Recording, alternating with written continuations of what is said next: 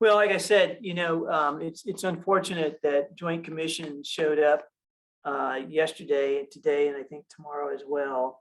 And because I know many of our hospital colleagues or leadership colleagues are probably focused on appropriately and effectively managing that visit. I do want to just start off by saying welcome to Dr. Dimick, and there'll be a formal introduction of you here in just a moment. But we are all very excited about having someone of your expertise coming and joining us on our journey that we are on in terms of becoming a learning health system. And I also want to welcome everyone who's was able to make it this morning. Again, unfortunately, a lot of folks are dealing with Joint Commission or are focused on addressing those issues. What I want to do is start off. I just have 4 slides that I want to share with everyone, and just to sort of set the stage for the remainder of today, and actually for the remainder of the month of Learning Health System Month. This meeting today, along with this Learning Health System Month last year, and then what we'll do in subsequent meetings over the course of this month, is part of the work that we are doing, the discovery, the process of developing a disciplined approach and structure towards becoming a learning health system is part of that journey. But the journey did begin, I was sharing with, talking about this a little earlier. Actually, we started this a good 3.5 years ago with just embers, is the way I like to put it, where I actually met people on this group here, right? People like Trudy for the first time when they came in just to the value-based care steering committee to present the concept of learning health system. 2 meetings that I had with Ken Sag when CORE was beginning to put their renewal application and submit that, and wanted to strengthen their component of their application around this thing called learning health system. And I was able to work with Ken and Dr. Vickers to help facilitate getting that, making that successful. Bottom line is that there's been a lot of discovery discussions, and we've been able to coalesce a task force. Most recently, this group of folks on this screen here, and notice the representation on it. It represents some of our key leaders in our CORE and CCTS, in the Dean's office, the School of Medicine.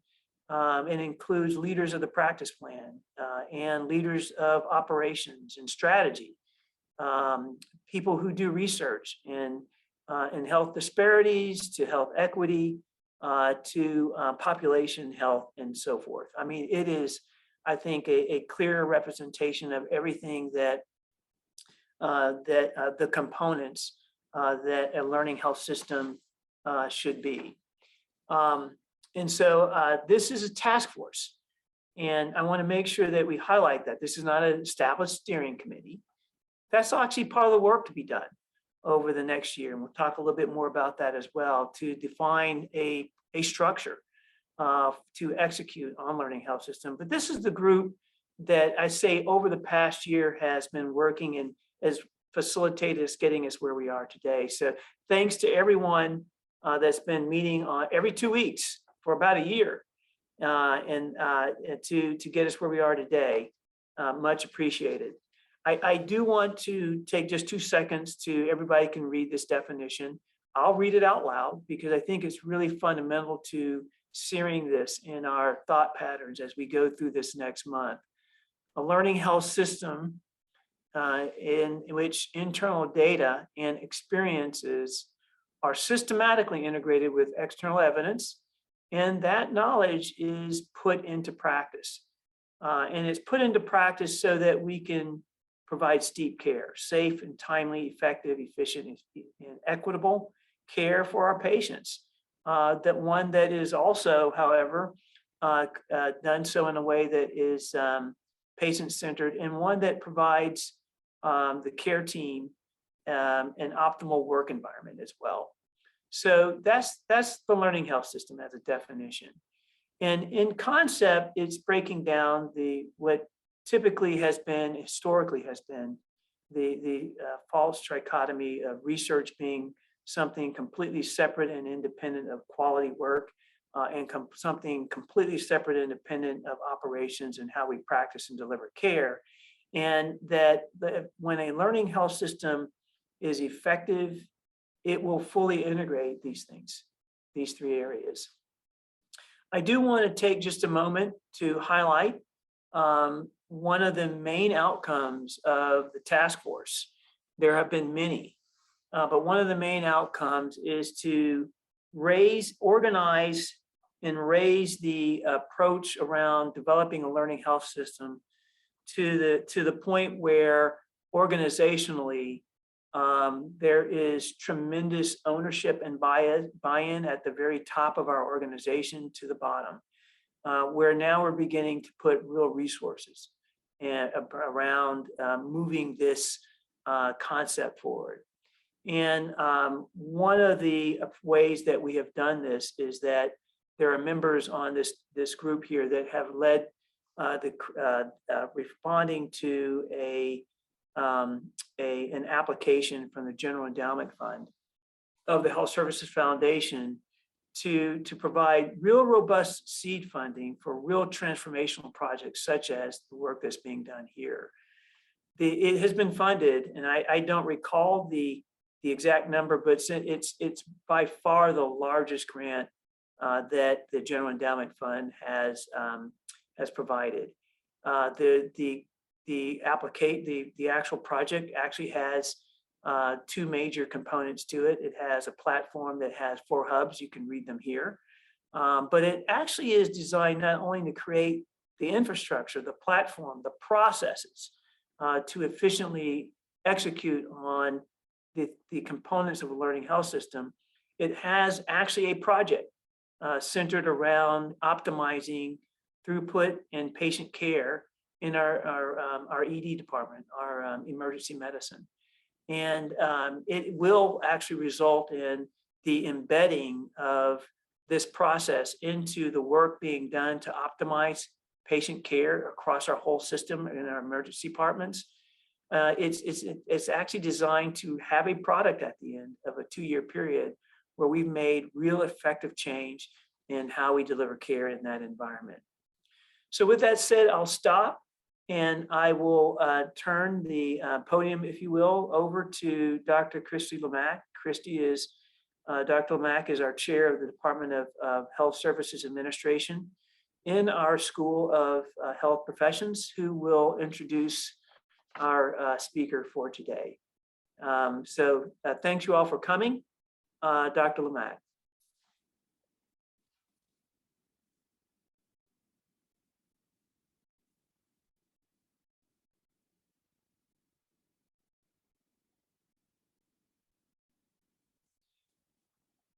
I think Dr. Lemack's Okay, there we go. Thank you very much. Thank you, Dr. Jones. It's my distinct pleasure to welcome and introduce Dr. Justin Dimick to this group. You can see that he is a very accomplished scholar, leader in the field. He is the chair currently of the Department of Surgery at the University of Michigan Medical School. He's also the Frederick A. Collar Distinguished Professor there. He's also a member of the National Academy of Medicine. He's a previous chair and active member of the NIH Health Services Organization and Delivery Study Section, and he's a past president of the Association of Academic Surgery. And those all sound and are really indicative of his role as a leader in the field.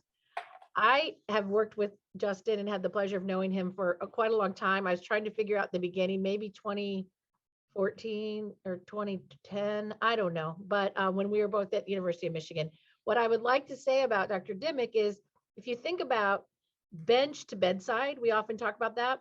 I like to think about in our field, we have to worry about the bench to the bedside, to the boardroom, to leaders, to policymakers. And I think that early in his career, Dr. Dimick, not only as a surgeon, but really was doing what I would call bench work. How do you measure surgery, bench work in health services research. What are the ways, how do we know if surgery is successful? And really focusing on measures.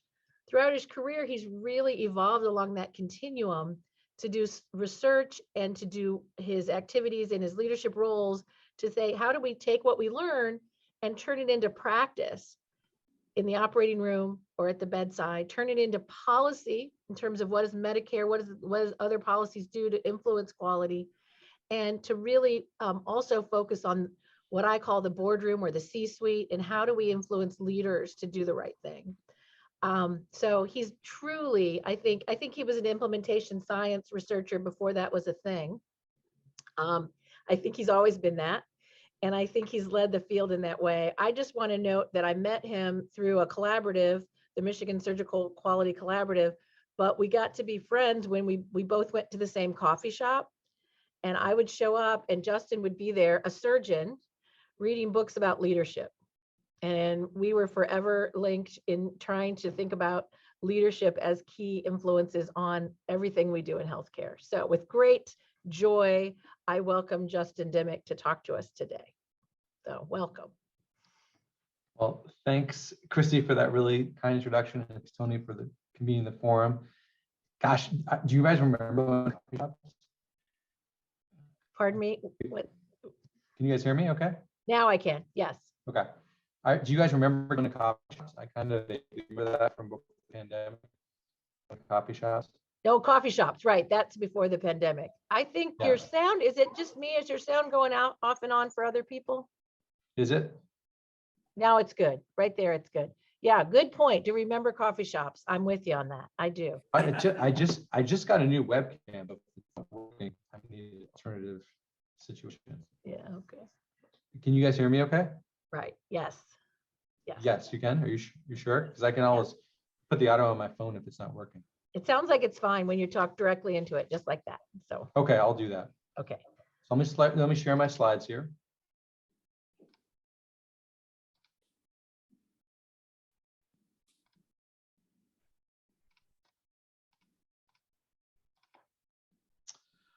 All right. Well, thank you guys so much for the opportunity to speak. I have a couple disclosures. I do have funding from the NIH that I'm going to talk about today, and I also co-founded a software company called Arborimetrics, which I won't discuss today, is relevant to the theme.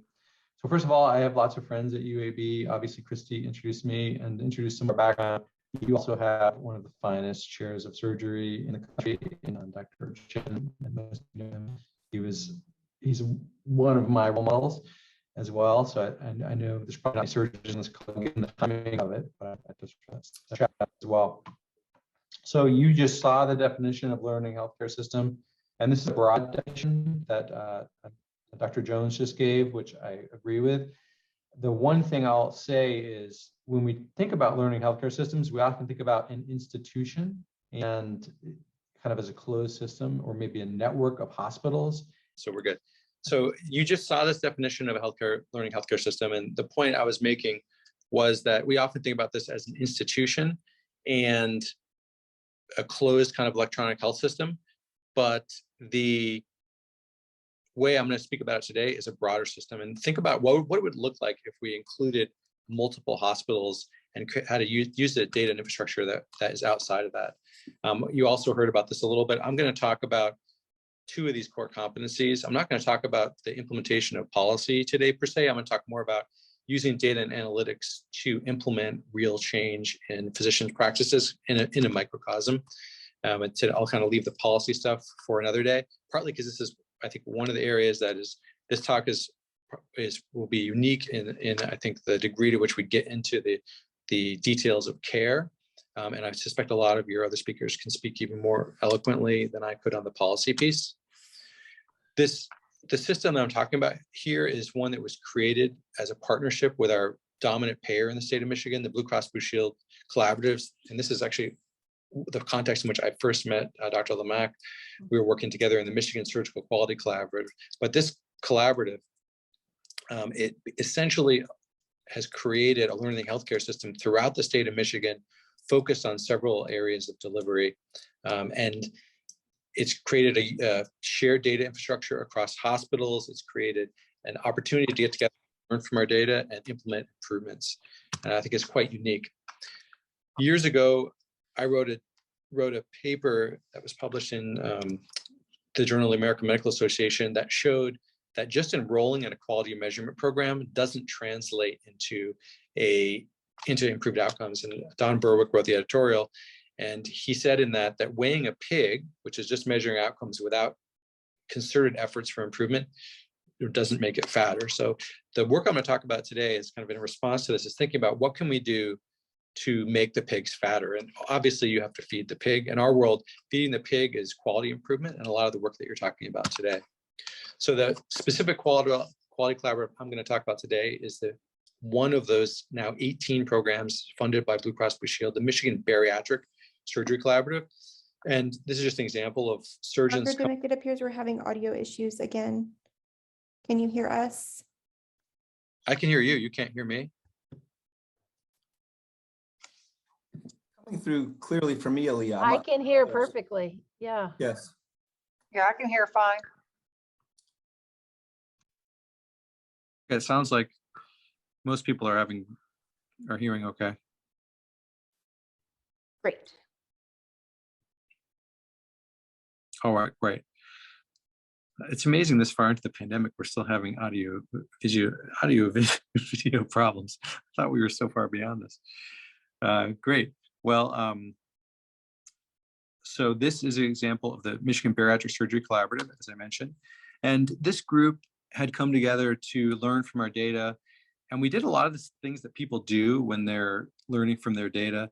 We focus in surgery and in clinical care a lot of time. I think we focus on the things that are easy to measure and may or may not be the highest yield things. But this is just like a highlight reel things we did. We focused on reducing thromboembolism, and that's something a lot of people focus on, right? By improving preoperative adherence to pharmacotherapy for DVT prophylaxis, as we call it. And we were able to reduce those. We reduced deaths from pulmonary embolism related to that. That's the leading cause of death around bariatric or weight loss surgery. We reduced minor complications like wound infections by focusing on some best practices there. And we made ED visits decline by focusing on preoperative hydration and other solutions there, all kind of basic blocking and tackling. But the interesting thing here, which I don't show you on this slide, is that we were able to improve mortality and morbidity in the state for this cohort of patients through those types of kind of typical blocking and tackling. But what you don't see here is we plateaued. We ran out of room to improve, and that led to a lot of head scratching. So we decided that if we were going to improve, we needed to get even closer to the bedside, as Christy mentioned. And for us as surgeons, that's getting into the operating room and focusing on the black box of improvement, right? When you think about surgical quality, and probably many of you are involved in at least quality in surgical and perioperative care, we tend to think about what we do before the patient. Did we do the right things to prevent infections and DVT? And then the other question is, did we rescue them from complications postoperatively? And of course, that means having good ICUs and all those things. But we generally had not been focusing on the quality of the operation itself, other than like proxies like volume. So we decided to get involved in this super messy, but very close to the bedside area. And there hadn't been a lot done in this area. This is one kind of landmark paper that was kind of interesting to me because it was written by a retired surgeon who went through a ton of laparoscopic bile duct injuries. Now, you probably all know laparoscopic cholecystectomy is a common operation, but it used to be done open. And when surgeons were learning to do it, they made a lot of errors. And so he went through a lot of those cases and then read some books on human factors. And he came up with the notion that it really was a cognitive problem and not like a technical problem. It's just kind of an interesting thing. And this will become relevant in a second. But he said, as this analysis shows, laparoscopic bile duct injuries are predominantly a result of misperception, not inadequate knowledge of how to proceed, right? Or deficiencies in manual skill. And so this, kind of dusting this off and reading it, it's kind of interesting to think about how we do surgery, right? We tend to see things that we inject a model onto the tissues and then dissect it out. And of course, that can lead to errors, right? In the same way that all kind of cognitive biases lead to errors. And so this is like a good example, right? Does anyone see anything here in this picture? Because this is like the beginning of an operation for us. We look, we think we kind of see the tumor, we think we kind of see the gallbladder. Did anyone see anything here? Yeah, you might say, well, there's a dog there. Some people say, or get really daring, like there's a Dalmatian there. But in reality, right, there isn't a dog there. There isn't a Dalmatian there. There's like a bunch of squatches, and your mind makes a dog, okay? And that is a heuristic, right? It's a pretty common, you guys are all familiar with this now. Kahneman and Tversky won the Nobel Prize for this whole concept, right? But when we were thinking about how we improve technique and surgeons' ability to do operations, well, how do you diagnose and correct problems that are probably due to perceptions, like perceptions in the moment of misperceiving things, right? And you know the Johari window in thinking about this, right? You have to now figure out how to get a source of data of what happens in the operating room that actually is accurate, right? If you ask surgeons what happened in the operating room, they're not going to tell you they misperceived something because obviously they don't have like the gold standard perception on that. So we need an intraoperative data source that represents 100% fidelity what happened, but then it has to be reviewed by somebody else so that we can get some of these perception gaps and address them to improve care. And so this gives me this story. This is my son, Paul, when he was about 5, and he and I we used to, when he was that age, go work out in the basement. Now he would just kind of like do stuff next to me, but I would go work out. And every time I would go to the basement to work out, I would say, you know, Paul, another couple weeks of working out, and I'm going to look like Jabril Peppers.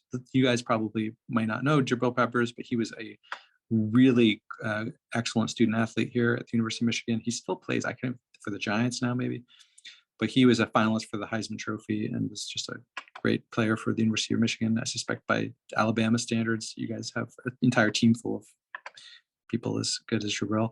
But for us, he was a really standout player. So, and one day we're going down there, and I said, Paul, in a couple of weeks, I'm going to be as fit as Jabril Peppers. And he looked at me and said, no, Dad, you won't, because you're getting old and your muscles are shrinking and they're covered in fat, which is like, you know, good feedback, right? It was a blind spot of mine, and we all need good feedback like that to help us improve, at least to not make misperceptions. And so this is why as surgeons, we need videos. Surveys and operative reports are not accurate. What the surgeons think they did and what they actually did may not be true. Something's missed, could be perception gaps.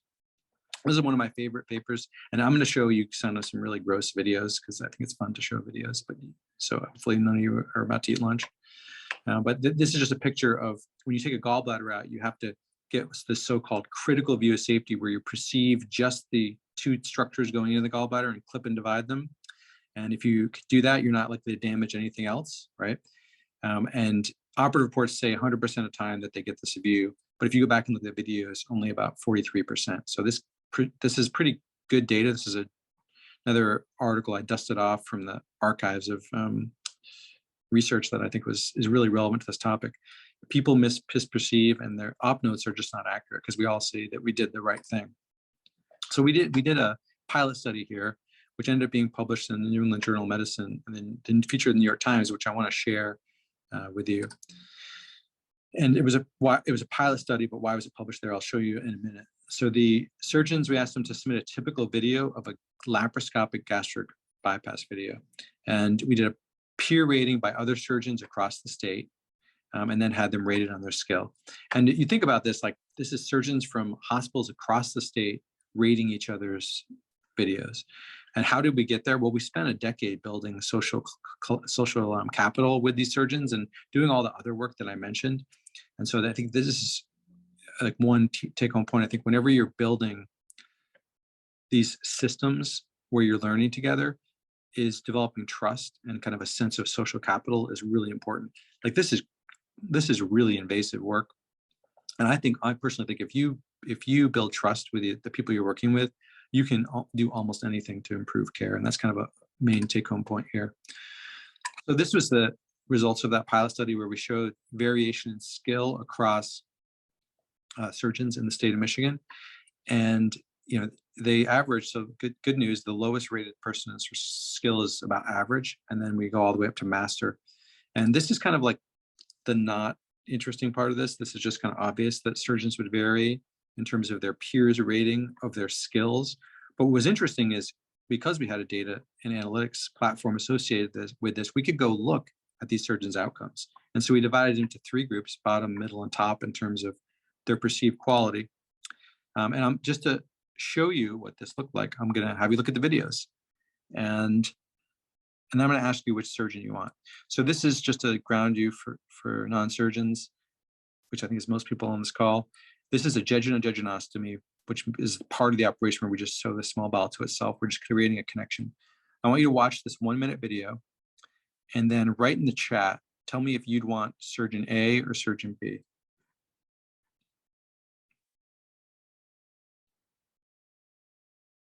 And I recognize none of you are surgeons, or probably none of you are.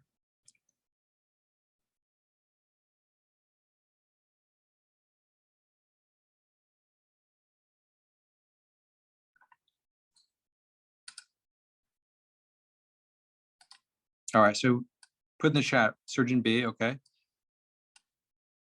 B, keep voting. B, B, B, B, B, okay, right. So I don't see any A's. So you all are not surgeons that I know of, and you, with 100% discrimination, with 1-minute clip, pick the higher quality surgeon.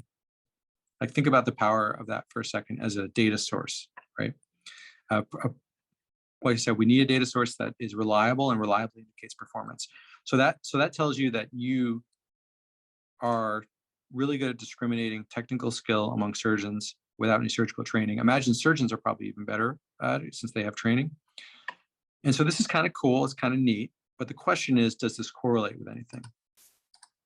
Right, and that's what this shows. So I showed you those 3 skill ratings, high, medium, and low skill. It correlates monotonically with the surgeon's outcomes. So think about that for a second, more strongly than volume or their training or their years of experience. So we now have a measure of surgeon performance that is more strongly correlated than pretty much any other measure that we have. And what do we do with that? Right, I told you we're all about feeding the pig, about doing quality improvement. Where do we go to improve? And so existing methods for improving surgical skill right now, like we're at the bedside, literally at the OR bedside. Traditional CME activities, continuing medical education activities, are just not up to task, right?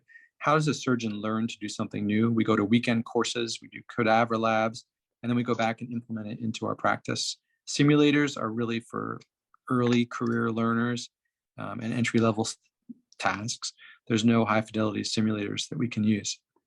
So like all good researchers, when I come up with a blank, we go to the New Yorker to get good ideas. And so this was a concept that Atul Gawande talked about in this wonderful article in the New Yorker. Atul Gawande is, many of you know, actually, he's the director of USAID right now, so is involved internationally, but he is a surgeon and a kind of safety scholar as well, and a writer. But he wrote this great piece that raises this point of, if surgeons, like musicians and athletes, are kind of need in a peak physical performance, but we have a model where we train and then we're done. Like, should we have coaches? And this is kind of this great, I pulled this directly out of this New Yorker article. With the traditional learning paradigm, there's a presumption that after a certain point, the student no longer needs instruction, you graduate, you're done. In a coaching paradigm, it considers our own ability to reach our highest level of performance, or our own inability to reach our highest level of performance without help, right? Few can achieve and maintain their best performance on their own. And so at the same time that we were doing this work in Michigan, Caprice Greenberg, who is now the chair of surgery at the Medical College of Georgia, was working on this, applying coaching frameworks to surgery, and she developed a surgical coaching framework. So we together wrote a grant that ended up getting funded, where we were going to use our statewide collaborative and the data that we collected to design and implement a peer coaching program. And this was a fairly, I think, probably the highest, most aggressive level of implementation that I'll probably do in my career now that I'm mostly an administrator. I won't have the time to do anything like this, but I think this is a great example of what you can do with a data, a measurement infrastructure, and a group of people who buy into a program. And so we selected coaches from among the top performers. We trained them, really trained them in how to give feedback, because we knew that they were high performers from a technical perspective. So we wanted to train them to give feedback well. This is not how to give feedback well. As you know, we have a rivalry with Notre Dame to some degree, but I suspect nobody on this call will take issue with this. And so we train coaches, and this is Janet Dombrowski, who is a, oh, do we have a Notre Dame fan? I saw a hand go up there, sorry. I was going to wait till the question and answer, Dr. Dimick, but I will disclose that I'm a Notre Dame grad and fan, but I do appreciate the picture of Coach Kelly. Okay. I apologize for making the assumption that everyone's an Alabama fan on this call. But if I lived in Alabama, I'd be an Alabama fan. So we trained our coaches. We had to accept from the help from Janet Dombrowski, who's an executive coach who helped us train the coach. And ran this program for 2 years. We had developed a coaching resource manual. We trained our coaches in how to give feedback kind of in these live sessions like this. And this is what it looked like. We basically had cafe tables. Trainees would bring, and these are people from across the state. We had 12 coaches and about 30 coachees, and they would bring their videos on a zip drive and plug them into a laptop and get feedback. This is what it looked like. I think one of the nice things about this is the coaches are the ones who are listening here, not the ones who are talking, which is a good coaching principle. And then big question, did this work? So we published this, Caprice and I, just last year. It took a long time to get all the data and everything followed up. And we found a couple interesting things. We saw so we have a couple, we looked at the coaches, the participants, and then non-participants. We had some people who didn't participate. And I think where you see the outcomes down here, we didn't see complications or mortality change, which that would be a big ask given the sample size considerations with this operation. But we saw a 14% improvement in efficiency in the operating room in terms of OR time, which I thought was probably about the biggest effect that we might see in something like this. So I consider it a success since we saw actual efficiency improve. We also did some qualitative analysis of our coaching conversations. This is kind of an example of those. And some really interesting stuff came out of that. Surgeons liked the coaching. They saw it as a kind of the future of surgical quality. They thought that since most of our coaching was done around sleeve gastrectomy, which was an operation that displaced gastric bypass during the time is the most common, that they didn't need to be coached that long. This also is probably one of the reasons we didn't see an impact on risk-adjusted outcomes, because the safety improved overall as a safer operation. Sleeve gastrectomy, or lower risk, I should say, became the predominant operation. But also different learners. Some of them didn't necessarily like the models we were using. And so we learned that we need some flexibility in how we implement the models. And we can get into details of coaching model, but not necessarily the point here. Probably one of the most interesting things that came out of those interviews and the qualitative interviews was this notion that our coaches, when they were giving people feedback on how to change their technique, they didn't use evidence. They rarely said, well, there's great data that you should do this, or this paper shows that you should do this. They basically said that, well, I changed my technique because I had a complication. So it's really relied on, or they learned it from somebody else who's an expert, right? And they rarely referred to evidence. This was one of the most interesting take-home points of this, was that we just don't have evidence for this. And so this led us to think, I mentioned before, that the type of operations was changing dramatically. So sleeve gastrectomy became the most common operation during the study period. You can see the solid line here going up, and band kind of disappeared, the lap band, which was a procedure we used to do. And then gastric bypass, which is a more complicated operation, kind of went down. It was displaced by this operation, sleeve gastrectomy.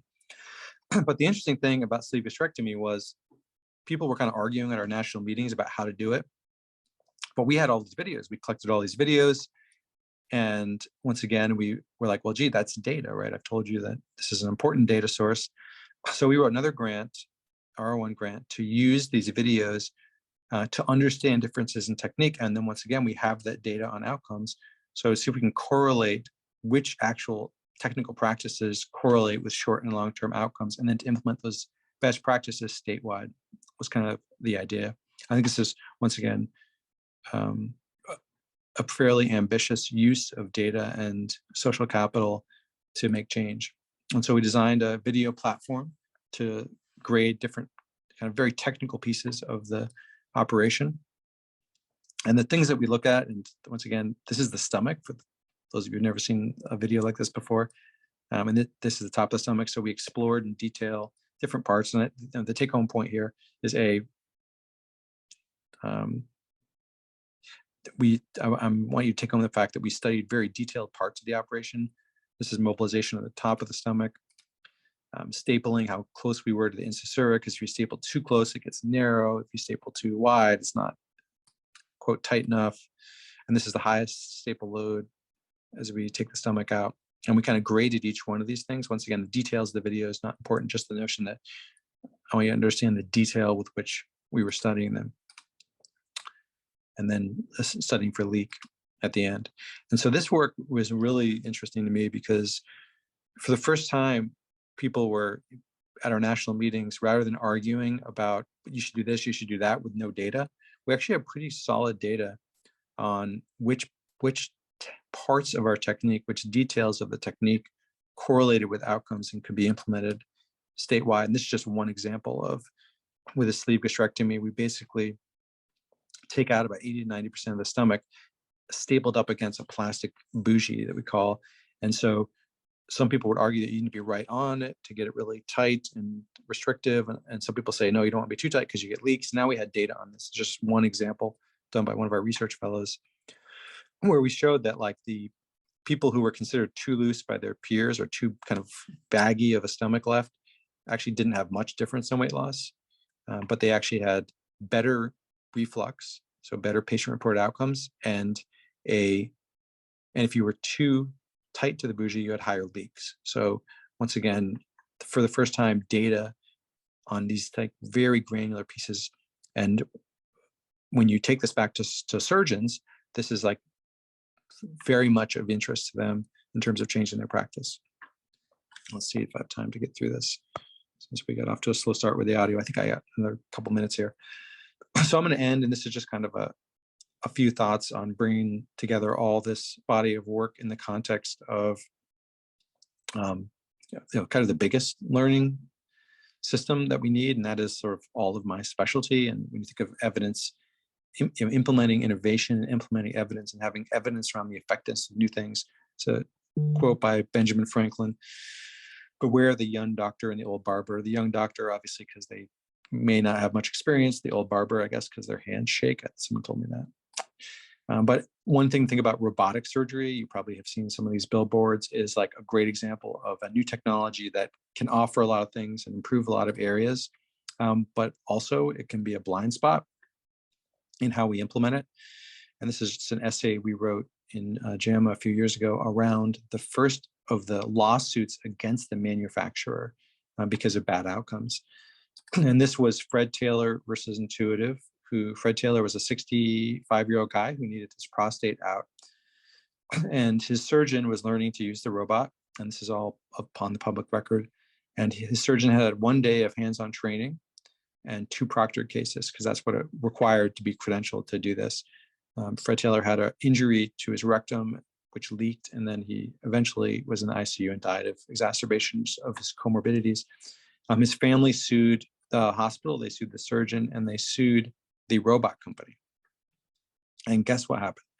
The company, Intuitive, who trains folks, whose member sits on the credentialing committee at the hospital, was found not to be liable for the implementation safely of that technology. It's up to the hospital and the surgeon.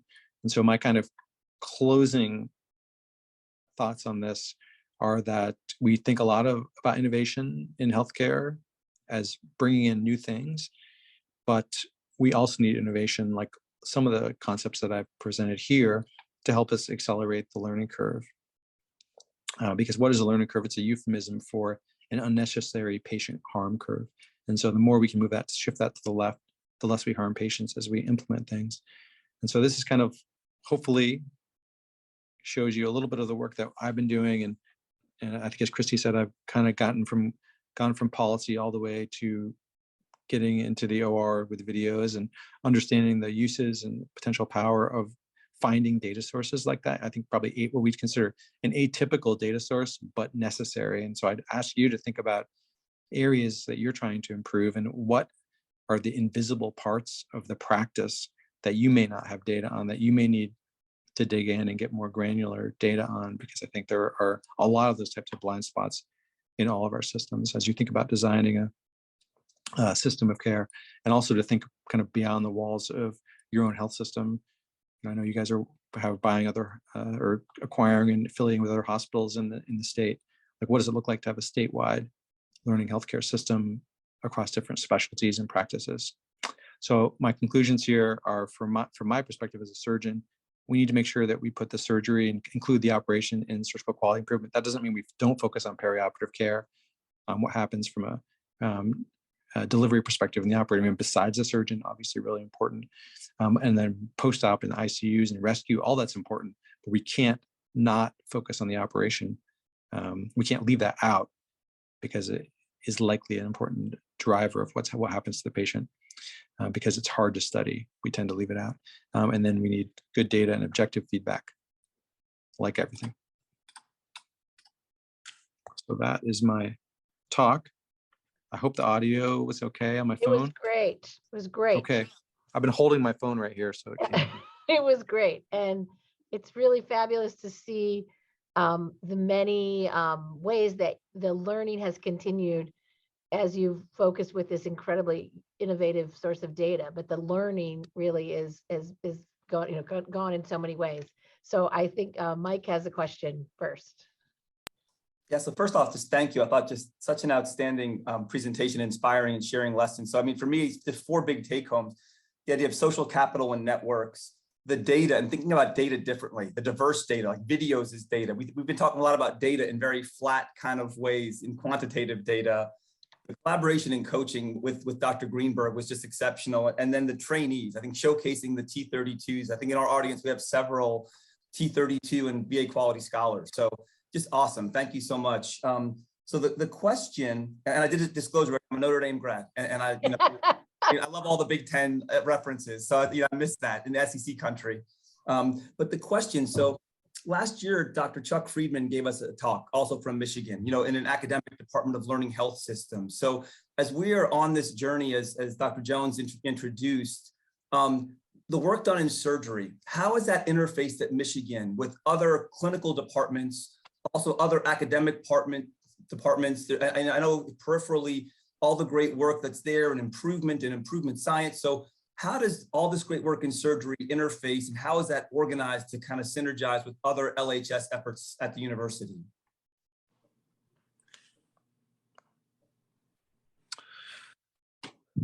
Yeah, and lots of great questions. Well, first of all, thanks for the summary points, because that means you were definitely listening for the whole time. So thank you. How do we synergize? I think we have. We're in kind of a unique system here. As Christy says, we've made a lot of progress, I think, through the collaboratives, but a lot of those folks are now health system leaders. So I feel like, 10 years ago, I'd go to like a Center for Healthcare Outcomes and Policy, like the research center. Now our hospital president is a health system researcher, David Miller, who many people know. And like, he's very, like, when he gives a talk about hospital operations, it's like a learning health system talk. He's like, here's the data, we tried this, let's run an experiment, let's try 2 different things, but let's come back and look at the data, right? And I think it's really powerful. Amir Ghaffari, Christy probably doesn't know this, who's a mentee of mine, is now our chief clinical officer of our medical group. Once again, and some of you may have seen his New England Journal paper years ago on failure to rescue as a concept. So, once again, he's been really involved in implementing ideas around how to improve rescue in our ICUs and with our faculty. And that's obviously much more multidisciplinary than what I'm talking about today, because it obviously involves teams that span ICUs and the floor and the rapid response teams. So I think that having people trained in health system research and being really sensitive to that and treating it as a competency. I mean, I know you have Dr. Jones here, is a basic scientist, right? But is here running a learning health system collaboratory, right? Like that's a good example of that as well. So I think treating it as a leadership competency, data analytics, learning health system. And, we're really lucky because we have Chuck Friedman here who's been, making his way around, giving, inspiring us all to think in this way and kind of like a continual, PDCA everything we do in terms of life. And so I'd say that he is, he serves in a, he's here teaching us all how to do this. And so, but the perspective of it's more like in the drinking water, right? It's like wellness. Wellness isn't like pizza at 7 p.m. in the cafeteria, right? It's an attribute of your job. And I think quality is the same way, right? Quality isn't something you tack on. It's like, who do you put in leadership roles, right? Because they have these competencies and they run their units, right? Like, are my division chiefs, do they know how to do PDCA? Do they know how to measure? Do they lean in those ways? It's a holistic piece of what you do. Excellent. Thank you, Justin. There's a question in the chat about how did you incentivize? I think this is a great question because if you are not familiar with the collaboratives, right? And I see Dr. Jones, I'll come to you next. But there's a question about how did you get those surgeons to send in those videos? That's one part of the question. The second part is, could it work with other surgical procedures? So, but I do think that question about how did you get them to do that is at the heart of that trust, I think. But I'd like to hear you comment on that. Yeah, it's exactly right. Peter Pronovost, who was a mentor of mine when I was a medical student, always used to say quality moves at the speed of trust, right? I think part of that is because you can get people to engage and do things if they trust that you're going to be a good steward of their time of the opportunity. So we had been working together for almost a decade on DVT prophylaxis and like kind of less intense things. We all became friends. We all developed trust. I think for the collaboratives are very much not like the University of Michigan telling people how to do things like that. The highest rated surgeon, that Surgeon B that you saw, is a private practice surgeon who is the slickest surgeon, and he's a chief of general surgery at Henry Ford Hospital, which is one of our competitors. And he was so happy to have his video. It was actually in the New York Times. They got permission to use it, and he told his mom. He's like, this guy's like 50, but he's told his mom. He's like, "Mom, my surgery's in the New York Times," right? So I think one of the things where we always come into these things.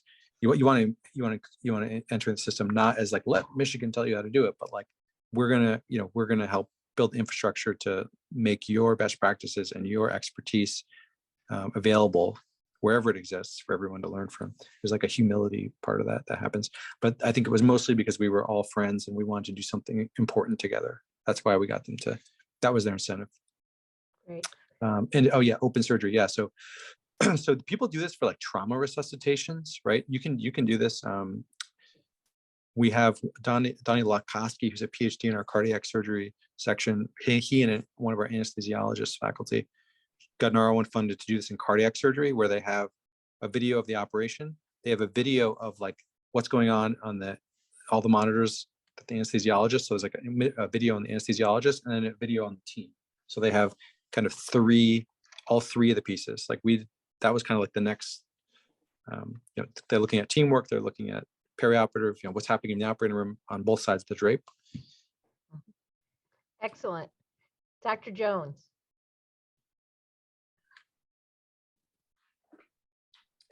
Thank you. So first of all, Dr. Dimick, that was outstanding. Thank you very, very much. I learned, I got many of the same take-home points as well. The question I have is, care variation, the role of reducing the variation in practice among physicians. And how that might improve quality outcomes, the things that you're talking about here. Because I'm an anesthesiologist by trade, and we began actually asking questions about our intraoperative care and whether or not it had implications for 30-day mortality, et cetera, just strictly from an anesthesia standpoint. Because the reality is we as a specialty, we hadn't thought that it really made that big of a difference.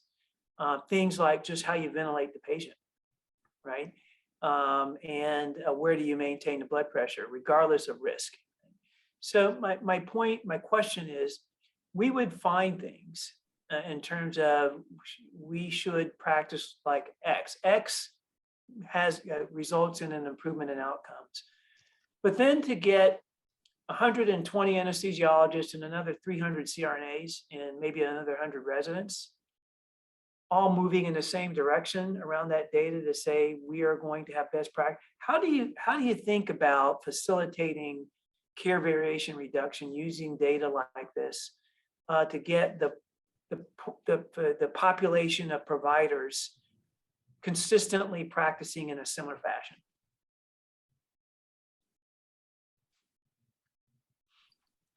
So I guess my question, I'm going to answer your question with a question.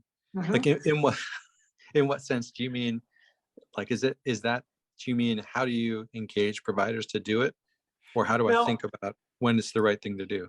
Yeah, so I'll use the example you gave in terms of the surgical outcomes with regard to, once you provide that data to your surgeons, will they typically just choose to move towards the best practice, or do you need to facilitate or incentivize that in some way?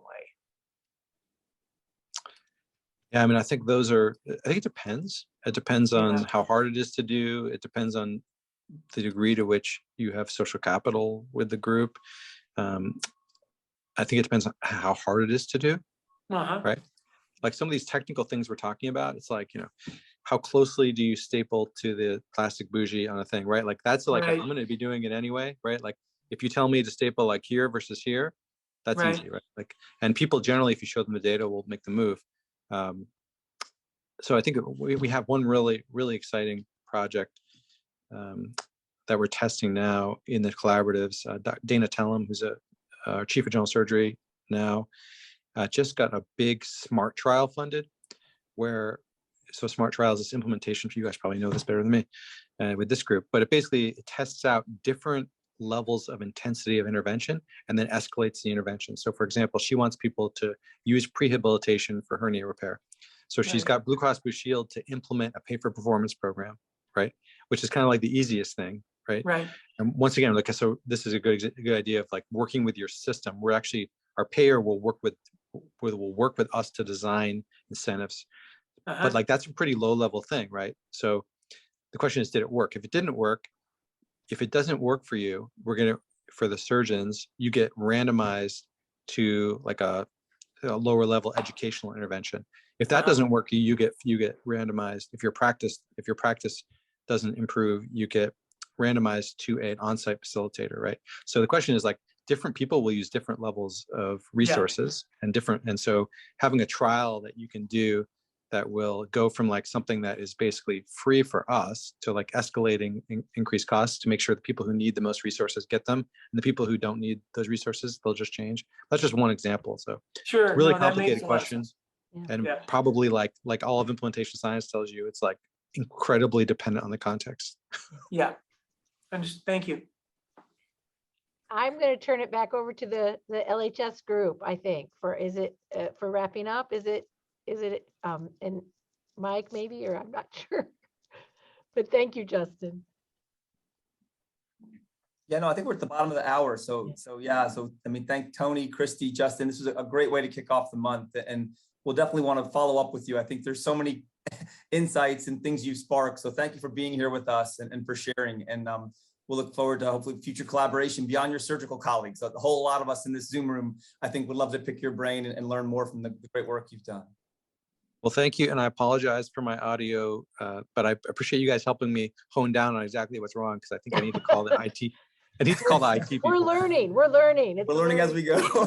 Data. We have video data. Great to thanks see everyone you. for being here. Thanks. Great to see you, Christy. Thanks for taking your time to do this. Thank you very much. Bye-bye.